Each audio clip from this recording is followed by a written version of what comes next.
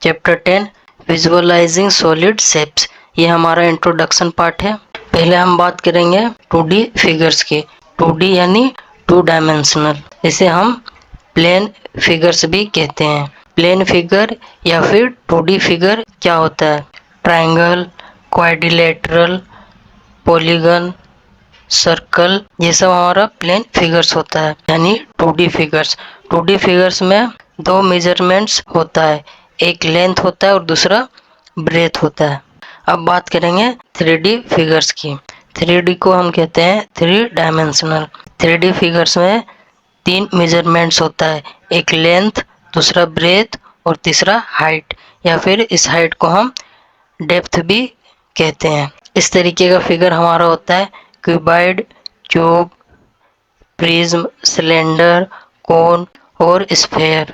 ये सब हमारा एग्जाम्पल है 3D फिगर्स का। आगे समझते हैं edges, vertices and faces of 3D figures. यहाँ पे हमारे पास एक फिगर है, इस फिगर को कहते हैं क्यूबॉइड। क्यूबॉइड में 6 रेक्टेंगुलर फेसेस होता है, 12 एजेस होता है और 8 वर्टाइसेस होता है। जैसे यहाँ पे हम 6 फेसेस देख पा रहे हैं, एक टॉप में है, एक ये बॉटम में है, एक ये हमारा सामने में दिख रहा है और 2 साइड में है और एक पीछे में है। ये हमारा 6 फेसेस हो गया और 12 एजेस होता है। काउंट करते हैं 1 2 3 4 5 6 7 8 9 10 11 12। ये हमारा 12 एजेस हो गया और बचा हमारा 8 वर्टाइसेस। काउंट करते हैं 8 वर्टाइसेस इस पे। वर्टाइसेस यानी शीर्ष, या फिर हम कोन भी कह सकते हैं। 1 2 3 4 5 6 7 8।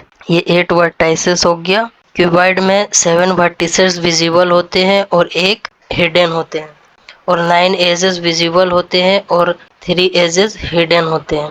और क्यूबॉइड में 3 फेसेस विजिबल होते हैं और 3 फेसेस हिडन होते हैं। और अब है पिरामिड। पिरामिड में 4 वर्टाइसेस होता है जिसमें 3 विजिबल और एक हिडन होता है, और 6 एजेस होता है जिसमें 3 विजिबल होता है और 3 हिडन होता है, और 4 फेसेस होता है जिसमें एक विजिबल होता है और 3 हिडन फेस होता है।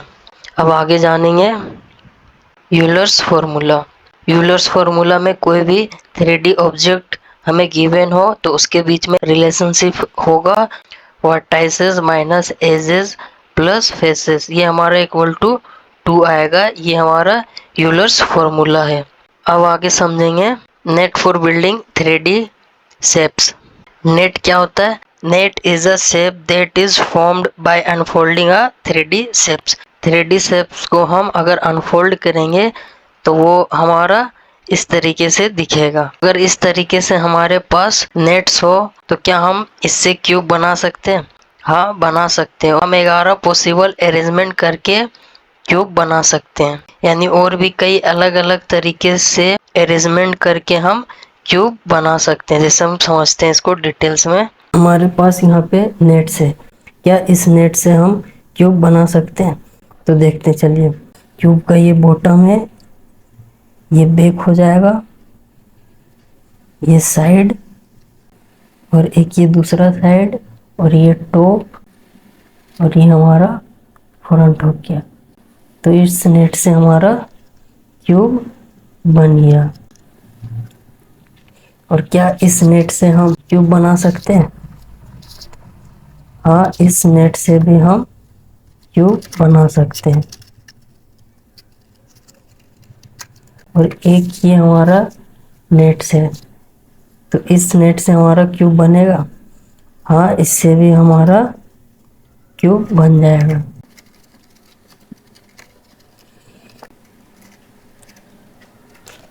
और अगर हमारे पास एक सिलेंडर हो जो दोनों साइड से ओपन हो, तो इस सिलेंडर का हमारा नेट कैसे बनेगा? ये हमारा सिलेंडर का नेट इस शेप में दिखेगा।